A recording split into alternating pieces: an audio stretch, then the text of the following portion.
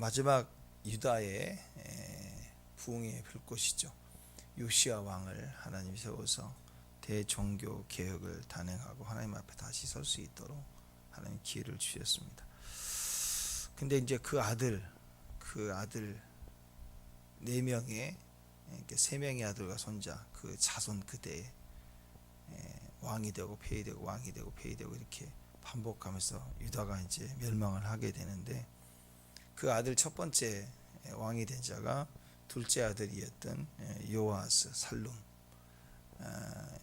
그 얘기가 11절 12절에 대한 그의 죄를 지적하고 있고, 13절에서 17절까지가 그 첫 번째 아들, 둘째 아들이 끌려갔으니까 폐위되고, 둘째 아들인 요야김이 왕이 됐는데 그 얼마나 폐역했는지, 두 번째 첫째 아들이지만 두 번째 왕이 됐던 요야김이 얼마나 악했는지, 그리고 18절 19절은 그 결과로 그가 받은 심판에 대한 이야기가 나오고 있습니다.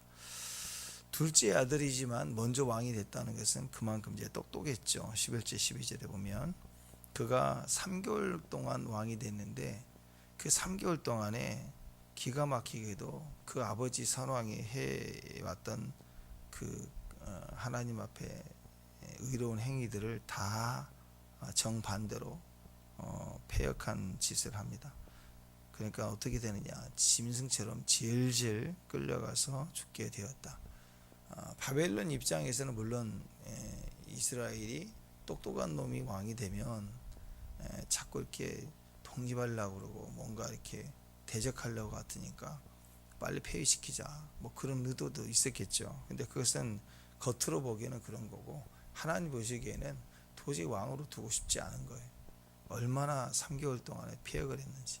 더 이상 두기 싫어서 하나님이 바벨론을 통해서 그를 질질 끌려가게 해서 죽게 했다라는 것입니다.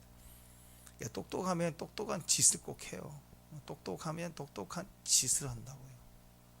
여러분, 주 안에서는요 절대로 똑똑하면 안 돼요. 멍청해야 돼요. 알아도 멍해, 속이 다 비어야 돼. 알아도 모르는 척, 모르면 주여 하면 되는 거예요. 주님이 해주세요.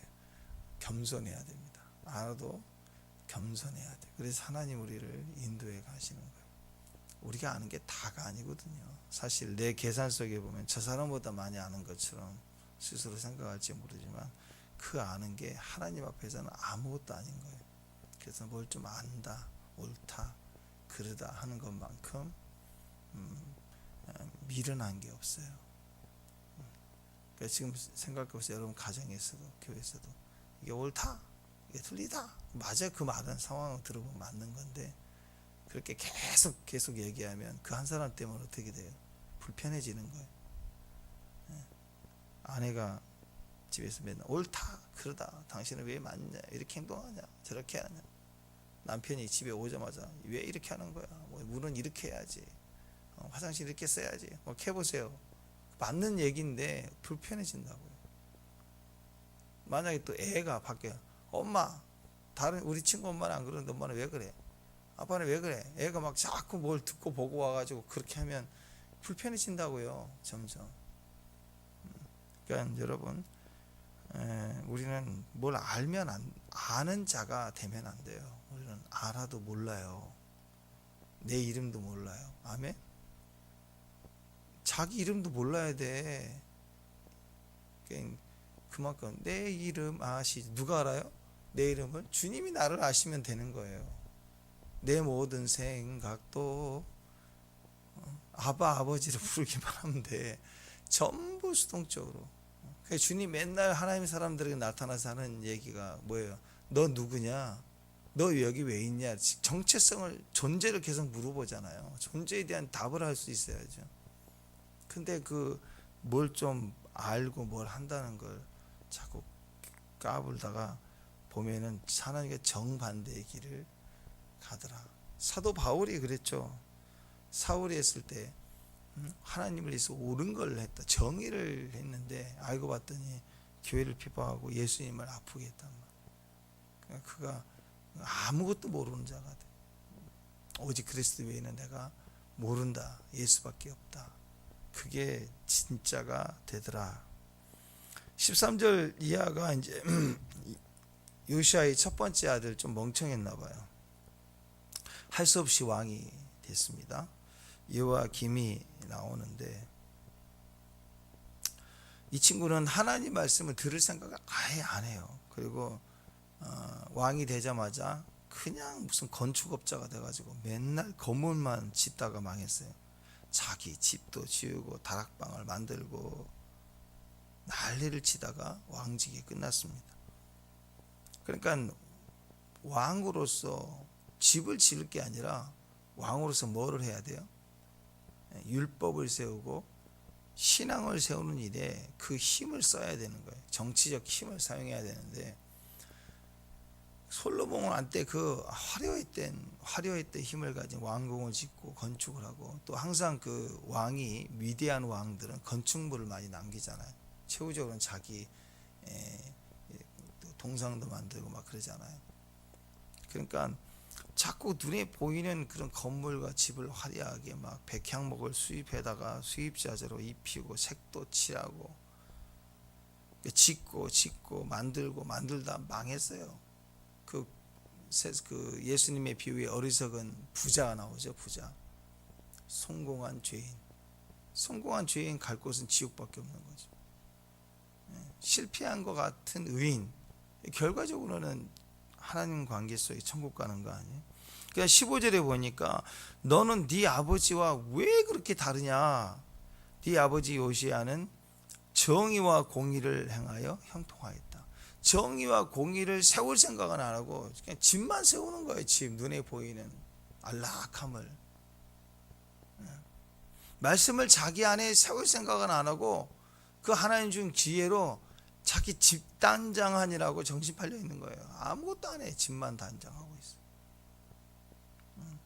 근데 그게 백성이 아니라 왕이라고요. 왕은 위로부터 부어지는 권위잖아요. 기름 부음이잖아요. 그 기름 부음이란 기회를 가지고 공적인 힘을 준 거예요. 하나님이. 아니 생각해 보세요. 하나님이 그 국가에서 공직을 행하면 그 공직에 합당한 권세가 있잖아. 이걸 이렇게 할 수 있고 저렇게 할 수 있는 법을 정할 수 있고 또 이렇게 또 기차 뭐 이번에 난리가 난 것처럼 기차역도 건설할 수 있고 그렇잖아. 근데 그 돈이 국가 세금에서 나온 돈이잖아요. 근데 자기 집 짓는이라고 그 국가 권력을 가지고 쓸 수 있는 물질과 또 그런 정치적 힘을 갖다가 자꾸 자기 집만 세우고 있다. 그러면 그게 합당한 건 아니잖아요. 그렇죠? 마찬가지입니다. 하나님이 기름 부어서 하나님의 기회를 준 건데 그 기회로 그냥 집을 짓고 건물 짓고 창문 만들고 백향목 향나무로 깔아놓고 히노키탕 만들고 그거 아니라고 정신이 팔렸어요. 그러니까 정의와 공의를 세울 생각은 안 하고 자꾸 자기 집만 세우면서 그게 좋은 줄 알고 하다가 망해. 15절에 그러니까 네 아버지 요시야는 정의와 공의를 행하여 형통했다. 16절에 가난한 자와 궁핍한 자를 변호하여 형통하였다.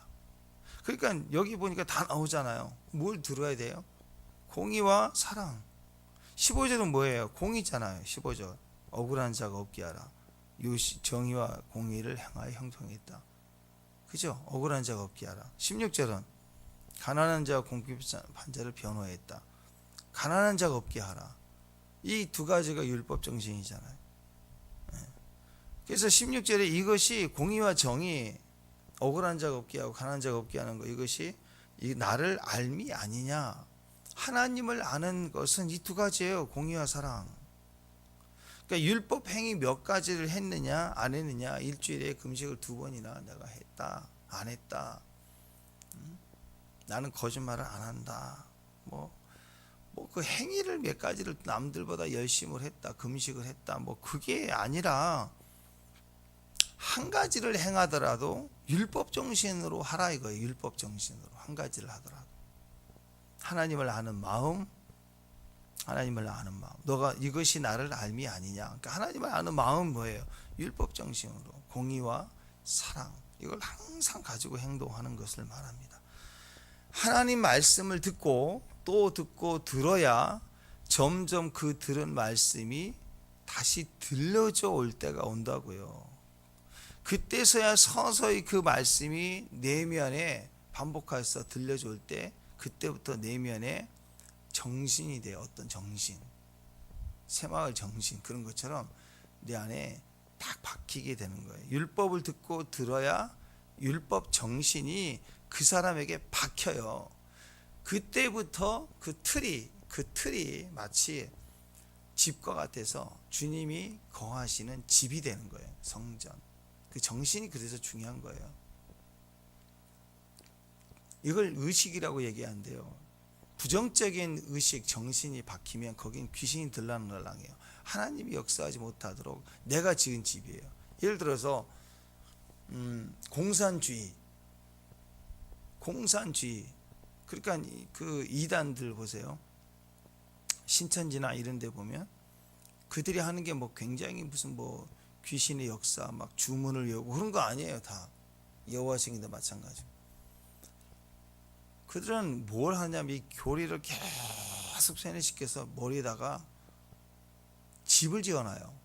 생각에 견고한 집. 그러니까 마음이 상해서 아플 때 이게 반복되고 계속 처리되지 않으면 그 가슴에 감정의 문제가 아니라 머리로 난다 그랬죠. 쓴뿌리가 돼. 쓴뿌리는 머릿속에다 집을 지어놓는 거예요. 견고한 생각을 박아놓는다고요. 그래서 상처는 상하고 아픈 건 얘기하면 풀리고 용서되고 그렇지 하고 풀어가려고 하는 마음이 있다고. 근데 머리에 박힌 쓴뿌리는 안 빠져요. 철저하게 눈물 콧물 흘려서 회개하지 않고서는 안 빠진다고 한 번에. 쓴뿌리가 나면 그래서 자기도 힘들고 주변도 힘들게 만드는 거예요. 똑같아요. 이단이 하는 것은 머릿속에다가 쓴뿌리처럼 정신을 박아놓는 거예요. 의식을 박아놓는다고. 그러니까 불의, 부조리, 차별, 이걸 정의, 공의 실현하자 이렇게 이 사명감이라고 하면서 거기다가 박아놔요. 박아놓으니까 모든 사건 사고를 그렇게 해석을 해요. 맨날 들고 나가서 외치고 그래야 사는 것처럼 거기에 박히는 거예요. 이단도 그래요. 그래서 아무리 바른 거 알려줘도 안 들리죠. 이 머리 정신이 박혔는데. 그래서 이 정신이 무섭다라는 거예요. 율법 정신. 이게 우리를 살려요. 축복합니다. 그래서 말씀을 듣고 또 들으면 그게 언젠가 들려져 와요. 아, 이런 거였구나. 이거였네 하면서 그때부터 집이 세워지는 거예요. 점점. 그러다가 견고한 하나님이 나의 주가 되십니다. 이게 딱 박힐 때부터는 세상을 이기는 거예요. 그래서 이게 내 안에 믿음의 자리가 잡고 그게 견고해지면 주님이 거하시도록 주님이 역사하시는 그런 집이 되어지는 거예요. 그러니까 하나님이 오늘 이 여호야김에게 네 집만 지었지 말라, 그 말은 공의와 정의를 행하면서 가난한 자와 궁핍한 자를 변호하면서 그 안에다 세우라 이거예요. 세우라. 거룩한 정신, 율법 정신으로 행하라. 그러면 하나님이 그제서야 너희를 네가 들을 때 그때 내가 역사한다, 그 얘기 아닙니까? 그러니까 하나님 말씀을 듣고 또 들어야 돼요. 듣고 또 듣고 박힐 때까지. 그러니까 이 율법 정신이라는 것은 전부를 다 쏟아내어 사랑하는 거예요. 율법 정신은 그냥 사상 훈련이 아니에요. 이전과 달라요. 내가 그 의식을 만들고 정신을 딱 만들면 그 다음부터는 주님이 거기에 담겨지거든요. 그때는 주님의 힘으로 사는 거예요. 집을 만들자고 허벌판에 사람을 초대하는 게 어디가 있어요. 그죠? 내가 좋은 집을 만들 때 사람이 들어와 사는 거잖아. 그러니까 주님의 성전 건축, 주님이 우리를 거룩하게 하시는 건 주님이 하시지만 우리 존재가 거룩해졌으면 이제 거룩한 삶을 살아가는 건 내가 건축해야 돼요. 거룩한 삶을 살아간다, 인생을 살아간다. 하나님 우리에게 벌판을, 이 자연을 주셨다, 에덴 동산을 줬다. 그러면 끝이 아니에요. 그 에덴 동산에서 내가 뭘 먹을까 마실까 어떻게 살까를 결정하는 건 내가 해야 된다고. 그것까지 해주면 우리는 로봇이죠. 근데 하나님이 나를 거룩한 자리에 주되게 세우셨다. 주님이 되게 세웠다. 주인 노릇하라, 다스리라, 땅을 정복하라. 그럼 그때부터 하나님의 정신이에요. 마인드를 가지고 내가 내 삶을 살아내야 되는 거예요. 그것은 내가 거룩한 집을 지어가야 되는 거예요. 그때 주님이 그 내가 지은 정신 의식의 역사에서 하나님이 단단하게 우리를 이끌어 가 주신다라. 그러니까 이 컴퓨터를 보시면 컴퓨터는 겉에 이 하드웨어가 있지만 컴퓨터가 다 이렇게 좋은 제품으로 완성했다고 돌아가는 게 아니라 그 안에 소프트웨어를 깔아야 돼요. 프로그램을 깔아야 된다고요. 그래 전기를 넣으면, 프로그램을 깔지 않으면 전기를 꽂으면 맹탕이에요. 그냥 삐삐 아무것도 없어요. 근데 프로그램이 깔려 있으니까 전기를 꽂으면 이게 OS가 이게 돌아가잖아요. 돌아가서 착 화면이 나오고, 뭐 인터넷을 누르면 탁 나오고, 마우스를 클릭하면 작동하고. 이게 소프트웨어가 고장이 나면 또 고장이 나요. 하드웨어는 멀쩡해도. 우리가 사람이 사진을 멀쩡해도 정신이 나가면 이상한 것처럼 컴퓨터도 마찬가지예요. 핸드폰도 가끔씩 먹통이다 그러면 다시 껐다 켰다 하고 그러잖아요. 그러니까 이 정신이 바르게 세워지는 것은 눈에 보이지 않지만 내가 말씀으로 집을 세우듯이 세워나가야 되는 거예요. 그래야 전기만 들어오면 작동하는 것처럼 이제 성령이 우리에게 역사해 주셔서 우리에게 그런 움직임이 되고 일을 하게 하신다라는. 자, 하나님께서 우리에게 뭘 주실 때도 보면 항상 전 마음을 전심으로 다해서 주세요. 우리의 분량만큼 주시죠. 우리 분량이 낮은데 많은 것을 한꺼번에 다 권세를 막 주진 않아요. 그렇지만 한 가지를 주실 때도, 말 한마디 하실 때라도 그분은 항상 전심으로 전부를 다 담아서 우리에게 주시는 거예요. 사랑으로 내어주실 때, 하나님이 예수님을 사랑으로 우리에게 내어주실 때 사실 전부를 준 거죠. 하나님 아버지는 그 나라의 전부가 그 아들이잖아. 그 아들을 내어주셨어요. 그러니까 그게 사랑인 거예요. 그러니까 율법 정신은 전부를 쏟아내는 거예요. 가난한 자를 볼 때 불쌍하니까 좀 도와주자, 그게 아니라 중심에서 내가 전부를, 마음을 다해서 구제하는 거예요. 사랑으로 구제하는 거예요. 또 정의와 공의를 세우는 것도 하나님 나라의 중심을 가지고 내가 세우려고 하는 거죠. 전부가 다 사랑이에요. 어떤 사람에게 당신은 이중인격자야 하면 이제 화를 이제 냈다. 그러면 그 이중인격자라고 하는 것은 어떤 거예요? 겉과 속이 다른 사람을 칭할 때 쓰는 거잖아요. 그렇죠? 근데 요즘에는 이중인격자가 거의 없습니다. 이중인격자 별로 없어요. 당신은 이중인격자 이런 말도 별로 없죠. 왜냐하면 지금은 다중이에요. 보통 오중인격자, 육중인격, 인격이 이건 인격 다중이기 때문에 이게 걷잡을 수가 없어. 사람의 모습이. 여러분, 하나님은요 한결 같으세요. 축복합니다. 항상 하나가 되게 하세요. 성삼위 하나님이신데 우리를 하나 되게 하신다고요. 인간은 한 인격을 하나인데 자꾸 다중이가 돼 있어요. 갈수록 다중이에요. 이거하고 저거하고 자기를 반영하는 게 너무 많은 거예요. 우상숭배가 그렇죠. 여러분, 우상숭배한 사람들이 하나만 있는 거 없어요. 귀신을 섬기는 그 무당도요, 자기 뭐 장군 할아버지 뭐 이런 얘기 하잖아요. 그게 그 하나가 아니에요. 무당은 계속 신을 많이 섬긴다고, 많아진다고. 다중이에요, 다중이. 근데 우리는 어느 시대의 나라이든 어느 시대의 사람들이든 간증할 때 들어보면 우리나라에 그분 얘기하시는구나. 야, 그분 어쩜 그렇게 똑같지? 성경이 그분, 저분을 통해서 간증되어지는 그분, 내가 지금까지 경험하고 알고 있는 그분이 같아요. 그냥 알아요. 그냥 아는 거예요. 왜? 같은 분이니까. 그래서 여러분, 우리가 하나님을 닮아간다. 하나됨을 추구하는 겁니다. 임재를 느낀다. 하나됨을 느끼는 거예요. 그러므로 우리가 사랑할 때 전부를 드려야 돼요. 하나를 이루는 거예요. 그래서 마태복음 22장 37절에 보면 예수께서 이르시되 네 마음을 다하고 목숨을 다하고 뜻을 다하여 주 너의 하나님을 사랑하라 하셨나니. 그러니까 마음을 다한다. 아하부거든요. 마음 아하부.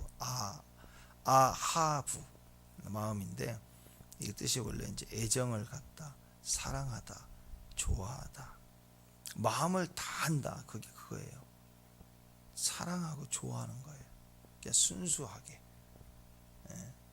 신명기 6장 6절 이하를 보면 그 내용이 나와요. 마음을 다한다. 마음을 다해서 사랑한다는 게 뭐냐? 신명기 말씀에는 오늘 내가 너에게 명하는 이 말씀을 너희 마음에 새기고 내 자녀에게 부지런히 가르치며 집에 앉아 있을 때이든지 길을 갈 때이든지 누워 있을 때이든지 일어날 때이든지 이 말씀을 강론하며 너는 그것을 내 손목에 매어 기호를 삼고 내 미간에 붙여 표로 삼고 내 집 문설주와 바깥문에 기록하라. 그게 뭐예요?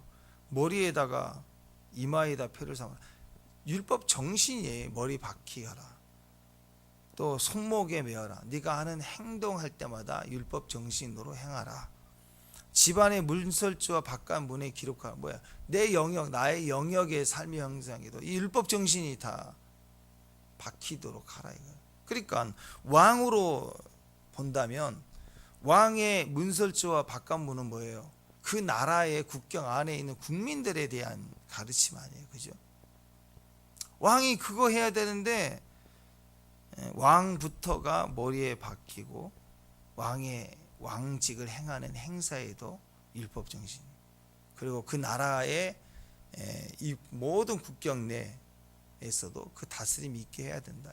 그런데 그냥 백향목으로 창문 내고 색칠하느라고 바쁜 거예요. 거기 나가 있어요. 자기 집에 세워질 때 가만히 있는 사람 어디가 있어? 야, 내 집에 이렇게 지어진다 하고 가서 맨날 볼 거 아니에요. 국민을 향해서 정치하고 하나님을 향해서 말씀을 듣고 하는 시간을 놓쳐버린 거예요.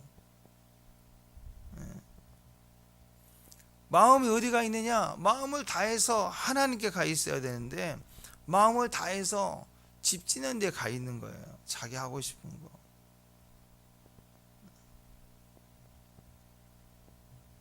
그래서 여러분, 우리 마음을 다한다는 게 그게 중요합니다. 자, 그런 의도에서 보면 이스라엘이 지금 어제 얘기와 계속 이어지죠. 자, 그 왜 망했어요? 듣지 않아서. 들어야 돼요. 왕도 들어야 되고 신하도 들어야 되고 백성도 들어야 된다 그랬죠. 기억나시죠? 아멘. 예. 들어야 사는데 듣는다는 것이 어떻게 들어요? 귀로 듣는 게 아니죠. 귀로 들으면 정보 주고 뭐 업무 처리하고 뭐 그런 거잖아, 그죠? 근데 어떻게 들어야 돼요? 듣는 것은 마음으로 듣는 거예요. 마음을 다해서 하나님을 사랑하는 거하고 마음이 없이 그냥 하는 것은 종교행위예요. 종교행위. 그러니까 하나님 앞에 종교행위만 하고 주일 성수 뭐 하자 할 것만 하고 나머지는 여호야김이 뭐 했어요? 나머지는 집 짓는 데 마음을 다 했다고. 수입자재 가져다가 막 색칠하고 건축재로 거기다 마음을 다 한 거예요. 그러니까 그 예배가 온전했겠어요. 예배 드리는 동안 내내 얼마나 지어졌을까 하고 거기다가 관심 갖고 살았을 거 아니에요. 그러니까 듣는다는 것을 행동했느냐 안 했느냐를 보는 게 아니라 같은 거예요. 들으면 행동하게 돼 있어요. 그럼 어떻게 들어야 되느냐? 종교적으로 들으면 행동이 안 돼요. 근데 마음을 다해서 들으면 받아들여져. 율법 정신이 되고, 마음을 다해서 듣고 하면 들려져 와서 내 안에 정신이 돼요. 정신이 되면 반드시 순종하게 돼 있어요. 들을 때 마음을 다해 들었으니까 순종할 때도 마음을 다해서 행하는 자가 돼. 율법을 행하고 또 가난한 자 없게 하라. 또 억울한 자가 없게 하라. 이 행동할 때 마음이 다해지는 거예요. 예배할 때도 재능으로, 내가 노래를 잘하는 재능으로 노래하는 게 아니고 마음을 다해서 드리는 거예요. 그걸 받으시는 거예요. 하나님이 율법 정신으로 마음을 다해서 살아온 사람들이 예배할 때는 마음을 다해서 드려지는 거예요. 고백하는 그 고백을 하나님 받으시는 거예요. 근데 마음은 떠나가 버렸어요. 그냥 곡만 불러, 음악적으로만 불러. 그건 예배도 아니고 아무것도 아니에요. 그냥 종교 행위를 하고 있는 거예요. 그러니까 순종이라고 하는 건 율법을 행했냐 안 했냐, 하나님의 말씀대로 했냐 안 했냐, 그걸 보는 게 아니라고요. 마음을 다하고 사랑함으로 했느냐 안 했느냐를 계속 하나님 보시는 거예요.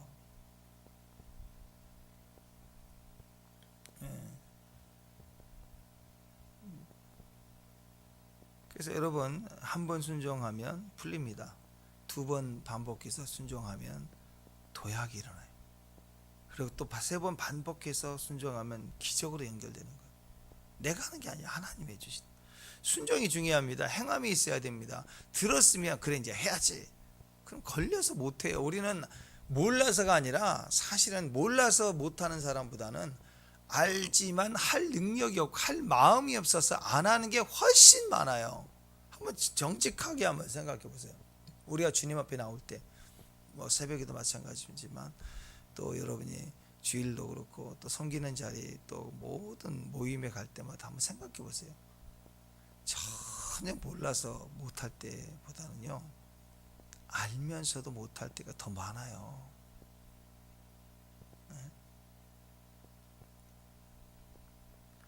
교회 다니면서 11조 하는 것도 보세요. 신앙이잖아요. 신앙인데 11조 한 줄을 난 몰랐다. 들어본 초신자라 몰라서 못하는 사람도 물론 있을 수도 있을 것 같아요.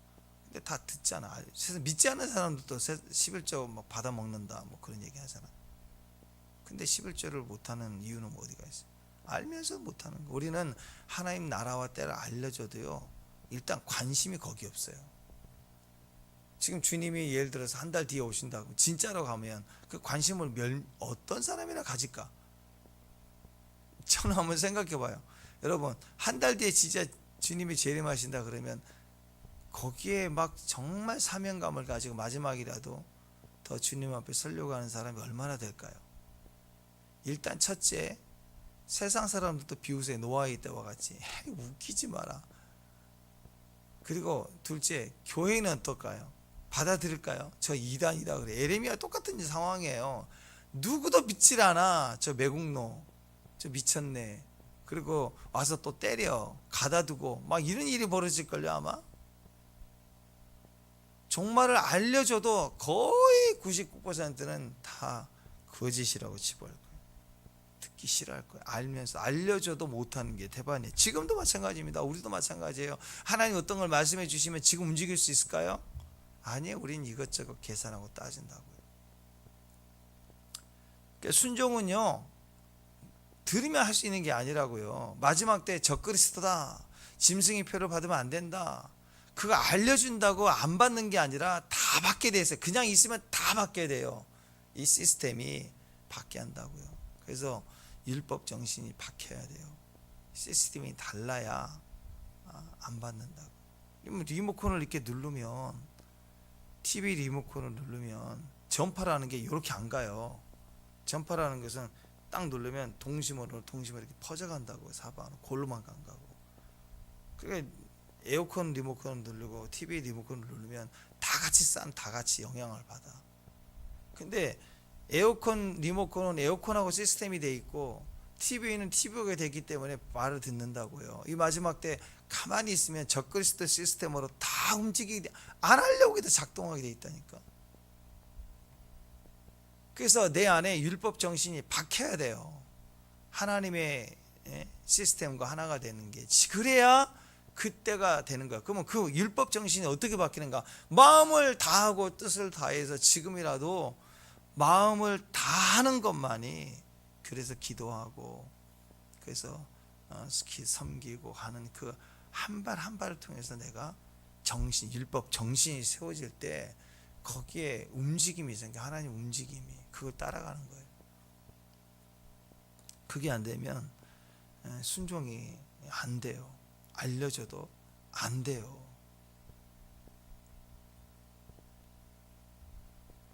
우리가 막 무시하는 신앙인 중에 대표적인 신앙인 중에 하나가 삭개오 아니에요. 삭개오 그러면 이미지가 우리는 맨날 주일학교 때만 다뤄요. 설교도 맨날 주일학교 때 메인 등장해요. 삭개오 그러면 이름도 삭개오 이거 제가 살게요. 저거 삭개오 그 애들이 부르기도 이름이 좋잖아요. 삭개오. 그러게요. 근데 가만히 보면 삭개오를 만난 주님이 너무 순전하게 기뻐하세요. 정말 칭찬받는 신앙 중에 하나예요. 순종의 신앙을 가진 사람입니다.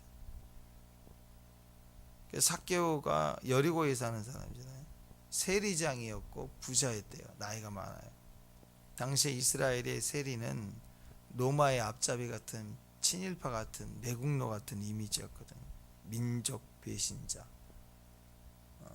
합법적인 돈노, 사기꾼 그런 거예요. 왜냐하면 법에 정해서 세금 받는 게 아니라 자기가 매길 수 있었기 때문에. 그리고 거기에서 얼마든지 돈 있는 사람에겐 더 많이 세금 걷어서 자기를 착복하고 막 그런 게 그냥 관례적. 우리 예전에 얼마 전까지만 해도 교통경찰들 다 현찰 받고 그랬어요. 다 걸리면 수고하십니다 하고 인사사라고. 명절이라요.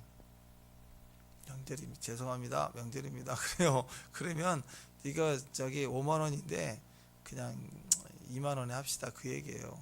어쩔 때는 10,000원밖에 없는데요. 그래서 그냥 가세요. 5만 원 받고 가고.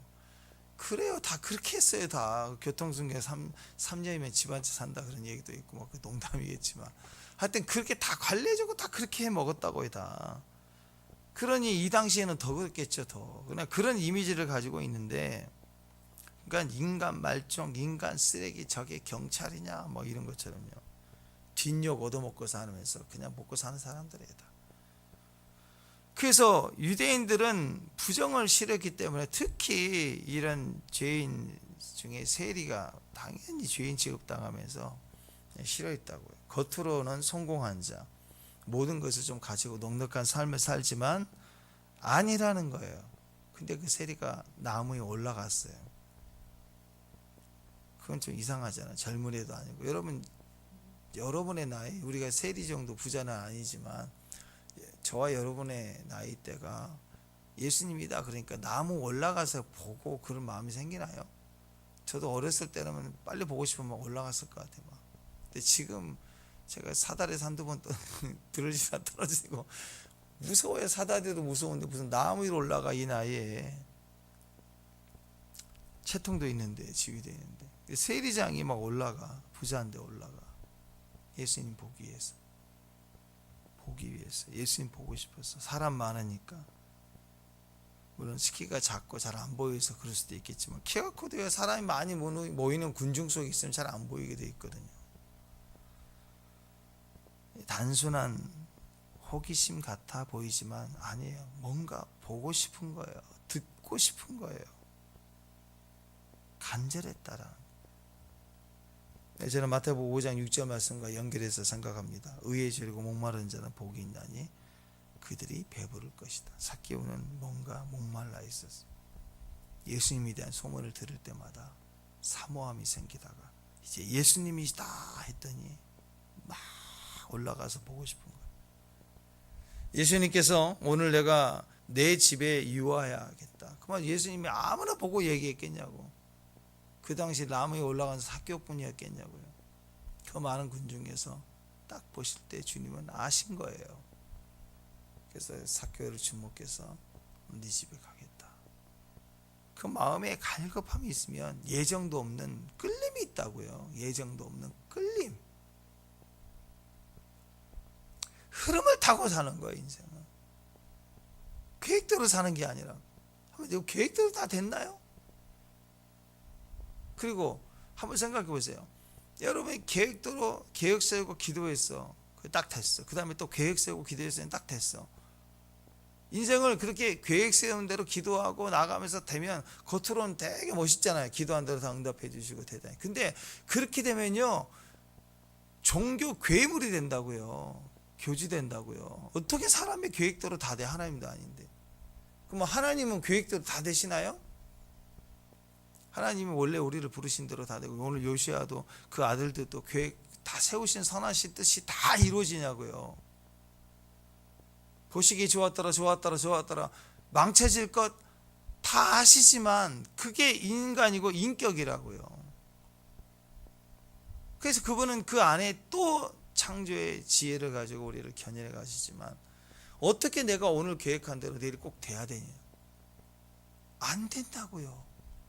될 수가 없는 거예요. 여러분이 계획하고 뜻을 정하지만 안 되고 안 될 때 실망하면 안 돼요. 최선을 다했으면 또 벌어진 일들에 대한 믿음을 가지고 또 나아가는 거예요. 또 기대하고 또 나아가는 거예요. 기도하면서 기대하면 또 나아가는 거예요. 계속. 이게 옳다, 그르다, 맞다, 틀리다가 아니라 계속 가는 과정을 통해서 하나님의 뜻은 계속 이루어지고 만들어지는 거예요.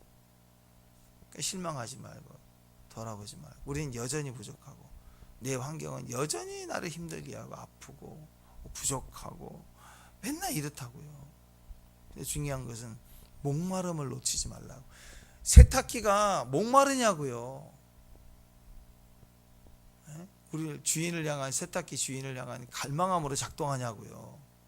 우리는 그런 기계가 아니에요.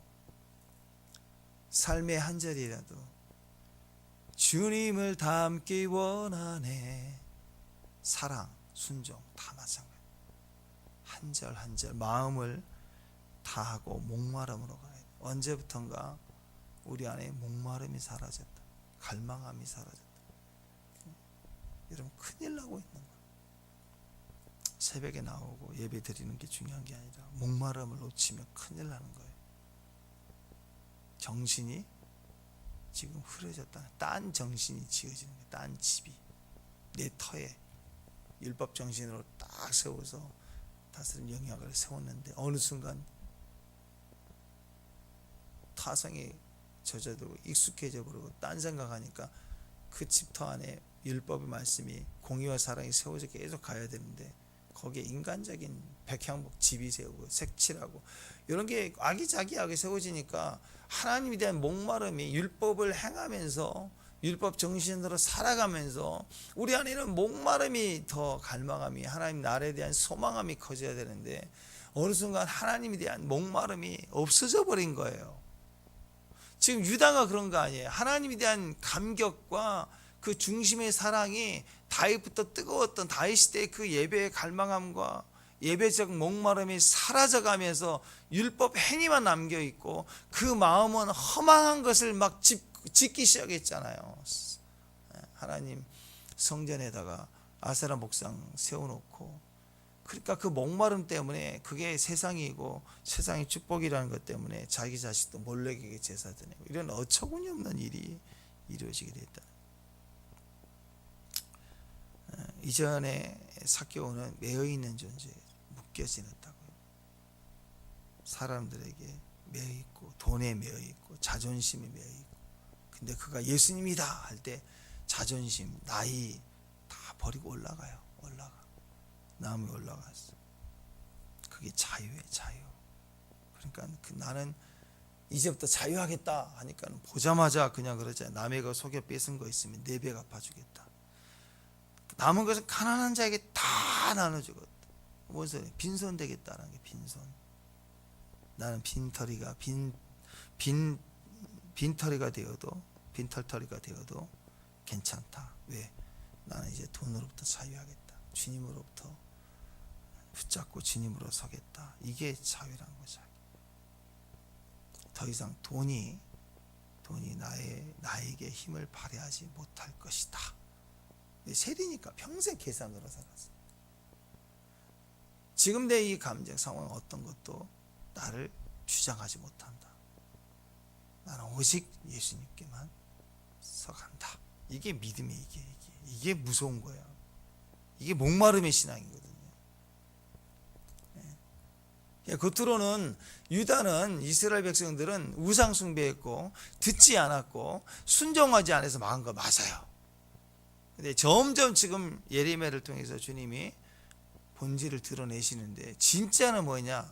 목마름이 사라진 거야. 어느 순간 하나님에 대한 목마름이 사라졌다고요. 임재에 대한 목마름이 없어져 버린 거예요. 그 종교의식 현상만 합니다. 우리가 주의해야 됩니다. 듣는 것 같아요. 순종하는 것 같아요. 나는 율법정신 사장 구제도 한다. 나는 쉴드 잘 성수하고 교회 열심히 섬기고 뭐 하잖냐 행동. 예 맞아요 하고 잘하고 있어요. 다른 사람보다. 근데 그게 중요한 게 아니죠. 행위가 중요한 게 아니에요. 마음을 다하고 뜻을 다하고 성품을 다해 주 너희 하나님을 사랑하느냐. 사랑할 때부터 자유함이에요. 사교가 이전과 이후가 완전히 달라지는데 자유하는 거예요. 내가 스스로 나무에 올라간다는 사건 하나가 주님을 향한 마음으로 가득 찬 거예요. 나무 한 번 올라갔다가 인생 핀 사람 아니에요. 그죠? 뭘 얼마나 해내고 무슨 뭐 그게 아니라 그 자체의 목마름으로 가득 찬 행동 하나 나무 올라갔다는 것 때문에 바뀐 거예요. 그 12해 동안 혈류증으로 고생했던 여인도 마찬가지잖아요. 예수님 주변에 사람이 밀치고 막 하니까 접촉한 사람이 얼마나 많겠어요. 근데 그 여인은 마음을 다 했어요. 그래서 이름을 만지면 내가 낫는다. 그 믿음으로 가득 찬 갈망함으로 만질 때 누구냐 하고 알아보시잖아요. 그러니까 여러분 겉으로는 우상 숭배하면 안 돼요. 들으면 들어야 되고 들으면 순종해야 되고 맞아요 다. 근데 그렇게 접근하고 있지만 근본적인 이유는 그들의 마음에 갈망함이 없도다. 그래서 오늘 기도할 때 오늘 어떤 일을 믿음의 행위를 할 때도 마찬가지 마음을 다해야 돼. 목마름을 회복해야 됩니다. 아멘. 네. 교회 올 때 사모함을 갈망함을 회복해야 돼. 교제할 때 얼굴 볼 때 그 마음의 중심을 서로 사랑하라 하는 마음을 다시 회복해야 돼. 율법 정신이 그걸 내가 세워나가야 마지막 때도 능히 돌파하는 믿음이 됩니다. 그게 약하니까 이러면 이렇게 휩쓸리고 저러면 저렇게 휩쓸리고 사건 하나하나 상황에 얻어 터지면서 내가 가는 거 아니에요. 그죠? 근데 그건 당연한 거고요. 세상이니까 당연히 그런 일이 있을 수 있어요. 그러니까 나는 거기에 매이지 않겠다. 삭개오. 나는 돈에 매이지 않는다. 더 이상 내 삶에 사람으로, 물질로, 또 질병으로, 환경으로 나는 거의 매이지 않는다. 고난 중에도, 환난이 와도, 걸고 넘어져도, 걸면 뭐 걸리지 뭐. 낮아지면 낮아지지 뭐. 병 주면 병 받지 뭐. 그런 마음으로 가되 마음을 다해서 목마름으로 하나님 앞에 서겠다는 의지만 가지면 이거 다 뒤집어지게 돼 있어요. 다. 다윗의 마음이라고 구약에 계속해서 반복하는 게 다윗의 마음, 다윗의 마음, 다윗의 길. 북이스라엘은 여로보암의 길 그런 거 아니에요. 목이 곧다, 폐역하다. 옳은 것만 목이 곧으니까 옳은 것만 있는 거예요. 고집만 세는 거예요. 근데 나 했다 이거예요. 이스라엘 백성들이 이 순간에 예배를 드렸다고요. 그러니까 하나님 나 할 거 했다 이거예요. 목이 곧아요. 고집스러워요. 나는 옳다 이거예요. 근데 근본적인 그들의 마음의 중심에 갈망함이 없어요. 사랑함이 없는 거예요. 그러니까 듣는 게 아니죠. 행동을 해도 형식만 하는 거지 진짜 행동한 게 아니라. 우리가 심각하게 받아들여야 돼요. 그건 뭐예요? 갈망함 회복하는 거. 오늘 다시 저와 여러분 안에 목마름, 예수님에 대한 목마름을 회복해야 됩니다. 갈망함이 회복해야 돼요. 우리 아이들도 그러잖아요. 키울 때 교회 막 데리고 올 때 아이들이 엄마 막 붙들고 막 그럴 때 있었죠. 예. 나도 그때가 필요하고 우리 아이들에게도 예수님에 대한 목마름으로 막 예수님 찬양합시다. 집에서도 하고 다시 신앙이 예전에 예수님으로 뜨거웠을 때를 생각해 보세요. 그 목마름을 다시 우리 자녀들에게서 우리에게서도 교회에서도 다시 회복이 돼야 됩니다. 예수님 갈망해야 돼요. 목마름으로 사셔야 돼요. 오늘 그것을 다시 회복할 수 있기를 바랍니다. 기도하겠습니다. 아버지를 찾는 마음, 우리에게 결핍이 있을 때마다 부정으로 원망할 게 아니라 그 결핍의 이유가 오히려 부족하니까 더 구하는 아버지를 더 찾게 되는 축복으로 변화되는 주의 종들 되게 하옵소서. 그 결핍이 기도에서 응답이 됐다 안 됐다 그 자랑이 아니라 그 결핍으로 내가 아버지를 더 찾게 되는, 찾는다라고 하는 그 목마름이 다시 우리 안에 큰 축복이 되고 갈망이 되고 하나님을 아는 믿음의 종들로, 자유한 자들로, 목마름이 주는 자유로움에 속한 자들이 되게 하옵소서. 예수님의 이름으로 기도합니다. 축복합니다.